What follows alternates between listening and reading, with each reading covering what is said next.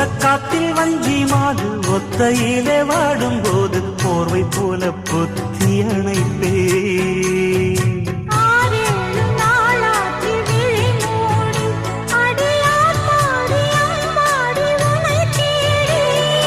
நீதானே மானே என் இளஞ்சோடி, உனை நீங்காது என்று